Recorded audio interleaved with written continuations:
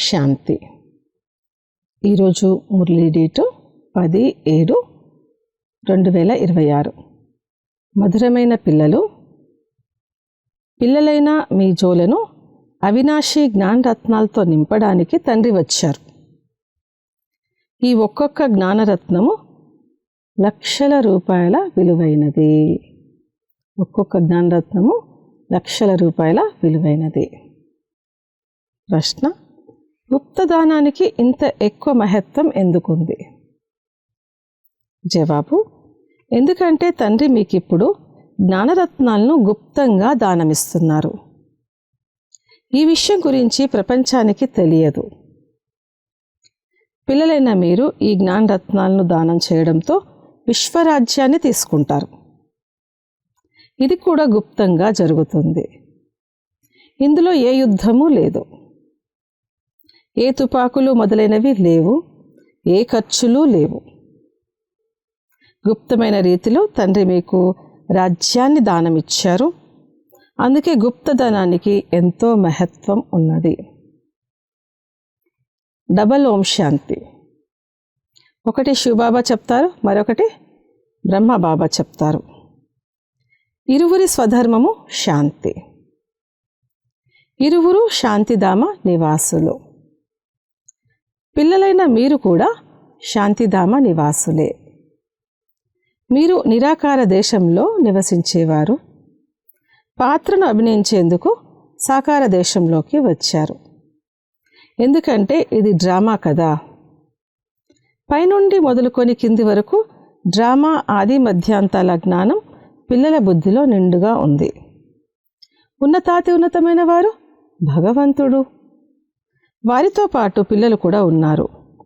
ఈ విషయాలు మంచి రీతిలో అర్థం చేసుకోండి. మీలో తప్ప ఇంకెవ్వరిలోనూ కూడా ఈ జ్ఞానము లేదు. మీలో తప్ప ఇంకెవ్వరిలోనూ ఈ జ్ఞానము లేదు. మీరు ఈశ్వరీయ స్కూల్లో చదువుకుంటున్నారు. భగవాన్ వాచ భగవంతుడైతే ఒక్కరే. 10-20 మంది భగవంతులేమీ ఉండరు. ఎన్ని ధర్మాల వారైతే ఉన్నారో ఆ ధర్మాలకు చెందిన ఆత్మలందరికీ తండ్రి ఒక్కరే. మీరు ఈశ్వరీయ స్కూల్లో చదువుకుంటున్నారు. భగవాన్ వాచ భగవంతుడైతే ఒక్కరే. 10-20 మంది భగవంతులేమీ ఉండరు. ఎన్ని ధర్మాల వారైతే ఉన్నారో ఆ ధర్మాలకు చెందిన ఆత్మలందరికీ తండ్రి ఒక్కరే. తరువాత తండ్రి సృష్టి రచిస్తారు. అప్పుడు ప్రజాపిత బ్రహ్మ అని అంటారు. శివుడిని ప్రజాపిత అని అనరు. ప్రజలైతే జనన మరణాల్లోకి వస్తారు. ఆత్మ సంస్కారాల ఆధారంగా జనన మరణాల్లోకి వస్తుంది. తర్వాత ప్రజాపిత బ్రహ్మ కావాలి. పరంపిత పరమాత్మ ప్రజాపిత బ్రహ్మ ద్వారా రచనను రచిస్తారు అని అంటారు. వారిని పతిత పావన రండి అని పిలవడం జరిగింది. ఎప్పుడైతే ప్రపంచం పతితంగా అవుతుందో మరియు అంతిమానికి చేరుకుంటుందో అప్పుడే పతితుల నుండి పావనంగా చేయడానికి తండ్రి వస్తారు. తండ్రి ఒక్కసారి మాత్రమే వస్తారని, ఇంకెప్పుడు రారని ఇప్పుడు మీకు తెలుసు.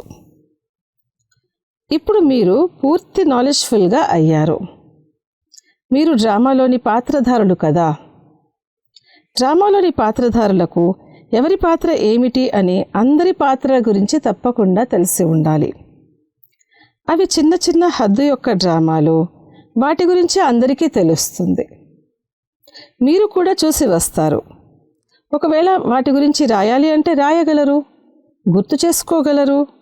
అవి చిన్న డ్రామాలు. ఇది చాలా పెద్ద డ్రామా, అనంతమైన డ్రామా. సత్యుగం నుంచి మొదలుకొని కలియుగం అంతిమం వరకు దీని గురించి మీకు తెలుసు. మాకు అనంతమైన తండ్రి నుండి అనంతమైన వారసత్వం లభిస్తుందని పిల్లలైనా మీకే తెలుసు. తర్వాత హద్దు తండ్రి నుండి హద్దు వారసత్వము, హద్దు ప్రాపర్టీలు లభిస్తాయి. బాబా అయితే అర్థం చేయించారు. ఎవరైతే రాజులుగా అవుతారో వారు ముందు జన్మలో దానపుణ్యాలు చేయడంతో ఒక్క జన్మ కోసం రాజులుగా అవుతారు. వారి తర్వాత జన్మలో కూడా రాజులుగా అవుతారని కాదు. సత్యుగంలో మీరు రాజులుగా మహారాజులుగా ఉండేవారు. కానీ మీ రాజ్యం మాయమైపోయిందని ఏమీ భావించకండి.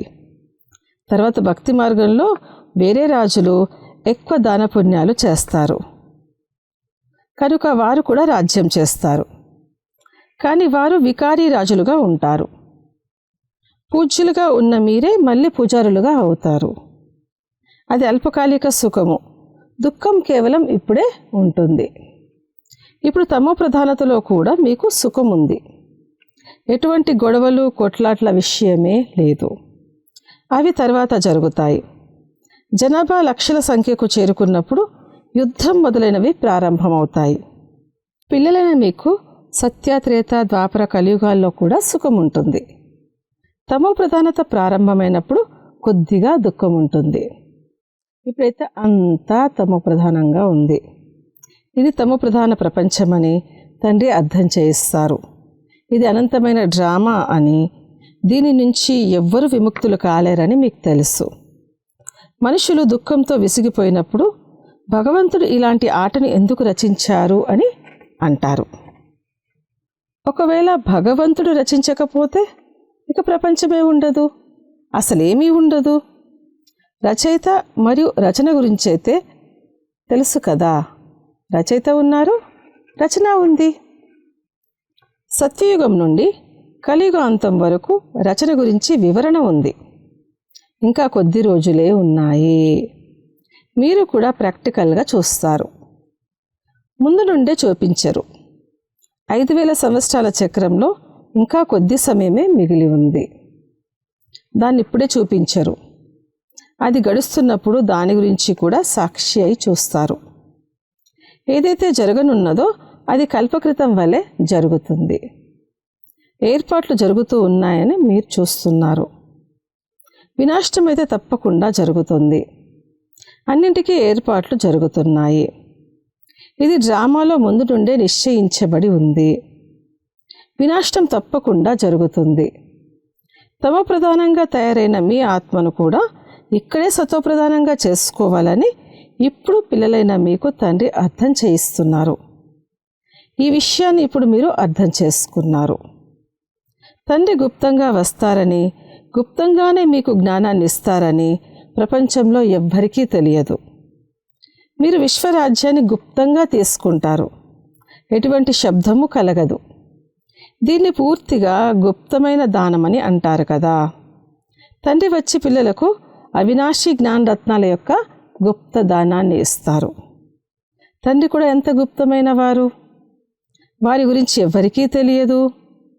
ఈ బ్రహ్మకుమార కుమారులంతా ఎక్కడికి వెళ్తారు, ఏం చేస్తారు అనేది ఏమీ అర్థం చేసుకోరు. బాబా ఎంత గుప్తమైన వారు అనేది పిల్లలైన మీకు మాత్రమే తెలుసు. పిల్లలైన మిమ్మల్ని గుప్తంగా విశ్వానికి యజమానులుగా చేస్తారు. ఏ యుద్ధం లేదు, ఏ తుపాకులు లేవు, ఏ ఖర్చులు లేవు. ఇక్కడైతే ఒక చిన్న గ్రామాన్ని తీసుకునేందుకు ఎన్ని గొడవలు, ఎంత మారణ హోమం జరుగుతుంది. కనుక తండ్రి వచ్చి గుప్త దానాన్ని ఇస్తారు. అవినాశి జ్ఞాన రత్నాలతో మీ జోలిని నింపుతారు. జోలిని నింపండి అని శివ భోలా భండారి అని అంటారు. శివబాబా మా జోలిని అవినాశి జ్ఞాన రత్నాలతో నింపుతున్నారని మీకు తెలుసు. ఒక్కొక్క రత్నం యొక్క విలువ లక్షల రూపాయల కన్నా కూడా విలువైనది. మీరు ఎన్ని రత్నాలు ఇస్తారు, మీరెంత దానం చేస్తారు, ఇదంతా గుప్తంగా జరుగుతుంది. దేవతలకు ఎన్ని ఆయుధాలు, భుజాలు మొదలైనవి చూపించారు. వాస్తవానికి అటువంటిదేమీ లేదు. సత్యుగంలో దేవతలకు ఇన్ని భుజాలు మొదలైనవి ఉండవు. కలియుగంలో అనేక రకాల ఆయుధాలని చూపించారు. వినాశనం కొరకు బాంబులున్నప్పుడు ఇక ఖడ్గాలు, బాణాలు మొదలైన వాటిని ఏం చేస్తారు? మీరు జ్ఞాన ఖడ్గం అని అంటారు.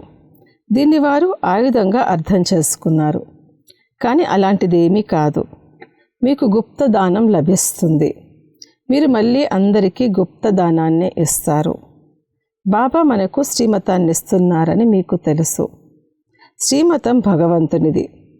మనము నరుని నుంచి నారాయణగా అయ్యేందుకు వస్తామని మీకు తెలుసు. వారిని సర్వగుణ సంపన్నులు, 16 కళల సంపూర్ణులు, దైవీ గుణధారులు అని అంటారు. దైవీ గుణాలు కేవలం ఆ దేవీ దేవతల్లోనే ఉంటాయి. తర్వాత కళలు తగ్గిపోతూ ఉంటాయి. పౌర్ణమి చంద్రుని ప్రకాశం బాగుంటుంది, అది తర్వాత తగ్గిపోతూ ఉంటుంది. అలా తగ్గిపోతూ ఒక సన్నని రేఖ మాత్రమే మిగులుతుంది. అంతా మాయమవ్వదు. ఒక రేఖ తప్పకుండా ఉంటుంది. దానినే అమావాస్య అని అంటారు. ఇప్పుడు మీది అనంతమైన విషయం. మీరు 16 కళల సంపూర్ణులుగా అవుతారు. శ్రీకృష్ణుని నోటిలో మాతలు చంద్రుణ్ణి చూసే వంటి వారు అని చూపిస్తారు. ఇది సాక్షాత్కారం యొక్క విషయాలు. వీటి గురించి కూర్చుని తండ్రి వివరిస్తారు. ఇప్పుడు మీరు సంపూర్ణంగా అవ్వాలి. మాయ యొక్క సంపూర్ణ గ్రహణం పట్టి ఉంది. చివరికి ఒక సన్నని రేఖ మిగులుతుంది. మెట్లు దిగుతూ వస్తారు. అందరూ మెట్లు దిగాల్సిందే. అప్పుడే మళ్ళీ అందరూ తిరిగి వెళ్ళవలసి ఉంటుంది. ఇప్పుడు మీరు కొద్దిమందే ఉన్నారు. నెమ్మదిగా వృద్ధి జరుగుతుంది. చదువులో ఎక్కువ మంది పాస్ అవ్వరు. మీ సెంటర్లు కూడా నెమ్మదిగా వృద్ధి చెందుతూ ఉంటాయి. సమయము సమీపంగా వస్తూ ఉంటుంది. అప్పుడు మీలో ఏముంది అనేది అర్థం చేసుకుంటారు. రోజుకు వృద్ధి చెందుతూ ఉంటారు. ఇప్పుడు మనుషులు అంటారు, ఈ సెంటర్లు ఎప్పటి వరకు నడుస్తాయి? ఇవి సమాప్తం అయిపోతాయని మేము ఒకప్పుడు అనుకున్నాము. ప్రారంభంలో ఈ భయం వల్ల చాలామంది పారిపోయారు. ఏమవుతుందో తెలియదు అనుకున్నారు. అటుకి ఇటుకి కాకుండా అయిపోతాము. దీనికంటే పారిపోవడమే మేలు అనుకున్నారు. అలా పారిపోయారు. మళ్ళీ అందులో కొందరు తిరిగి వస్తూ ఉన్నారు. తండ్రి కూర్చొని ఎంత సహజమైన రీతిలో అర్థం చేయిస్తారు. ఈ అబలలకు, అహల్యలకు ఏ కష్టాన్ని ఇవ్వరు. వీరి ఉద్ధరణ కూడా జరగాలి. బాబా, మేమైతే ఏమీ చదువుకోలేదు అని అంటారు. తండ్రి అంటారు, ఏమీ చదువుకోకపోతే చాలా మంచిది. శాస్త్రాలు మొదలైనవి ఏవైతే చదువుకున్నారో వాటన్నిటినీ మర్చిపోండి. నేను ఎక్కువగా ఏమీ చదివించను. కేవలం నన్ను స్మృతి చేయాల్సి ఉంటుంది. ఇక రాజ్యాధికారం అయితే మీదే. అంతే. అప్పుడిక మీ నావ తీరానికి చేరుకుంటుంది. బిడ్డ జన్మించగానే బాబా అని అంటారు. అంతే. వారసత్వానికి హక్కుదారుడిగా అయిపోతాడు. ఇక్కడ కూడా మీరు హక్కుదారులుగా అవుతారు. బాప్ దాదాను స్మృతి చేశారంటే ఇక రాజధాని మీదే. అందుకే సెకండ్లో జీవన్ముక్తి అని గాయనం చేయడం జరుగుతుంది. షౌకార్ల పాత్ర చివర్లో ఉంటుంది. ముందు పేదవారి వంతు. వారు మీ వద్దకు వారంతట వారే వస్తారు. దళితుల ఉద్ధరణ కూడా జరగాలి. కొండజాతి స్త్రీల గురించి కూడా గాయనం ఉంది. రాముడు కొండజాతి స్త్రీ ఇచ్చిన పండ్లను తిన్నాడని అంటారు. వాస్తవానికి అలా తిన్నది రాముడు కాదు, శివబాబా కూడా కాదు. ఈ బ్రహ్మ తినాల్సి వచ్చి ఉండవచ్చు. కొండజాతి స్త్రీ మొదలైన వారు వస్తారు. వారు టోలీ మొదలైనవి తీసుకొచ్చారనుకోండి, బ్రహ్మ ఎలా నిరాకరించగలరు? కొండజాతి స్త్రీలు, వేశ్యలు తీసుకొస్తే మీరు కూడా తింటారు. నేనైతే తినను, నేను అభోక్తను అని శివబాబా అంటారు. మీ వద్దకు అందరూ వస్తారు. వీరిని ఉద్ధరించండి అని గవర్నమెంట్ కూడా సహాయం చేస్తుంది. మీకు కూడా స్వతహాగా ప్రేరణ లభిస్తుంది. బాబా పేదల పెన్నిది కనుక మేము కూడా పేదవారికి అర్థం చేయించాలి. కొండజాతి స్త్రీల నుండి కూడా వెలువడతారు. ఇంత పెద్ద వృక్షం ఉంది, ఇందులో ఒక్కరు కూడా దేవీదేవత ధర్మం వారిగా లేరు. వేరే ధర్మాల్లోకి కన్వర్ట్ అయిపోయారు. ఇప్పుడు తండ్రి అంటారు, ఎవరైతే భక్తి చేసేవారిగా ఉంటారో వారికి అర్థం చేయించండి. అంటూ ఎలా కట్టబడుతుంది, బ్రాహ్మణులు ఎలా తయారవుతారు అనేది మీరు చూస్తారు. ఎవరైతే సూర్యవంశీ చంద్రవంశీ దేవతలుగా అయ్యేవారు ఉంటారో వారే వస్తూ ఉంటారు. ఒక్కసారి విన్నా కూడా స్వర్గంలోకి తప్పకుండా వస్తారు. బాబా కాశీలోని కత్తుల బావిలోకి దూకే ఉదాహరణను కూడా వినిపించారు. శివునిపై బలి అయ్యేవారు. వారికి కూడా ఏదో ఒకటి లభించాలి. మీరు కూడా బలి అవుతారు. రాజ్యం కోసం పురుషార్థం చేస్తారు. భక్తి మార్గంలో రాజ్యమైతే ఉండదు. ఎవరు తిరిగి వెళ్ళలేరు. అప్పుడేం జరుగుతుంది? వారు చేసిన పాపాలు ఏవైతే ఉంటాయో వాటికి శిక్షలు అనుభవించి సమాప్తం చేసుకుంటారు. తర్వాత కొత్త జన్మ లభిస్తుంది. కొత్తగా పాపాలు మొదలవుతాయి. ఇకపోతే ఉండడమైతే అందరూ ఇక్కడే ఉండాలి. నెంబర్ 1లో మీరే ఉన్నారు. మీరే 84 జన్మలు అనుభవిస్తారు.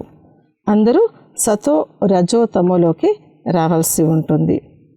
ఈ సమయంలో మొత్తం మనుష్య సృష్టి యొక్క వృక్షం శిథిలావస్థలో ఉందని తండ్రి తెలియచేస్తున్నారు. మనుషులు పూర్తిగా ఘోరమైన అంధకారంలో కుంభకర్ణుని నిద్రలో నిద్రపోతున్నారు. కుంభకర్ణుడు అంటే ఒక్కరే కాదు, అనేక మంది ఉన్నారు. మీరెంతగా అర్థం చేయించినా సరే అసలు వినరు. ఎవరి పాత్ర ఉంటే వారు పురుషార్థం చేస్తారు మరియు వారే తల్లిదండ్రుల హృదయాన్ని అధిరోహిస్తారు. సింహాసనాధికారులుగా కూడా వారే అవుతారు. బాబా పిల్లల్ని తిట్టాల్సి వస్తుంది అని మాతలు బాబా దగ్గర అడుగుతారు, మాట్లాడతారు. తండ్రి అంటారు, దానికి అంత శిక్ష ఏమీ ఉండదు. పతితులైన మమ్మల్ని పావనంగా చెయ్యండి అని మీరు పిలుస్తారు. కామము మహాశత్రువు అని తండ్రి కూడా అంటారు. క్రోధము శత్రువు అనరు. మాతల్లో క్రోధం అంతగా ఉండదు. పురుషులు చాలా గొడవ పడుతూ ఉంటారు. ఇప్పుడు తండ్రి మాతల్ని ముందుంచారు. వందే మాతరం. లేదంటే నీ పతి గురువు ఈశ్వరుడు వారి మతమనుసారంగా నడుచుకోవాలి అని మాతలకు చెప్తారు. ముడివేసిన వెంటనే పతితంగా అవుతారు. ఇటువంటి ఈశ్వరుడా ఆమెకు లభించింది. ఇప్పుడు రామరాజ్యం స్థాపన అవుతుంది. మిగిలిన వారంతా మరణిస్తూ ఉంటారు. వినాశకాలే విపరీత బుద్ధి, వినాశకాలే ప్రీతి బుద్ధి అని బాబా అర్థం చేయించారు. మీకు పరంపిత పరమాత్ముని పట్ల ప్రీతి బుద్ధి ఉంది. శివబాబా వీరిలోకి వస్తారని, వీరి ద్వారా మనం వింటున్నామని మీ ఆత్మకు తెలుసు. ఆత్మ ఎంత చిన్న బిందువు. ఇది శివబాబా యొక్క తాత్కాలికమైన రథము. వీరి ద్వారా ఈ రుద్రజ్ఞాన యజ్ఞం రచించనున్నారు. ఇది వృద్ధి చెందుతూ ఉంటుంది. పిల్లల ఒక్కొక్క నీటి బిందువుతో కొలను నిండుతూ ఉంటుంది. పిల్లలు తమది సఫలం చేసుకుంటూ ఉంటారు. ఎందుకంటే ఇదంతా మట్టిలో కలిసిపోతుందని, ఏమీ మిగలదని వారికి తెలుసు. ఈ మాత్రమైనా సఫలం అవ్వాలని భావిస్తారు. సుధాముని ఉదాహరణ కూడా ఉంది కదా. కుమార్తెలు పిడికడు బియ్యం లేక 6-8 రూపాయలను బాబాకు పంపిస్తారు. వాహ్ పిల్లలు, తండ్రి పేదల పెన్నిది కదా. ఇదంతా డ్రామాలో నిశ్చితమై ఉంది. మళ్ళీ అలాగే జరుగుతుంది. బంధనంలో ఉన్నవారు ఉన్నారు. బాబా అంటారు, మీరు భాగ్యశాలి. ఎందుకంటే శివబాబా చెయ్యైతే లభించింది కదా. ఆర్య సమాజం వారు మొదలైన వారంతా ఇక్కడికి వచ్చే రోజు కూడా వస్తుంది. ఎక్కడికి వెళ్తారు? ముక్తి జీవన్ముక్తి లభించే దుకాణం అయితే ఇదొక్కటే. శిక్షలు అనుభవించి అందరూ ముక్తిలోకి వెళ్ళాలి. ఇది వినాశన సమయము. అందరూ తిరిగి వెళ్తారు. ఇది ప్రియుని ఊరేగింపు. ఊరేగింపు ఎలా వెళ్తుంది అనేది కూడా సాక్షాత్కారం జరుగుతుంది.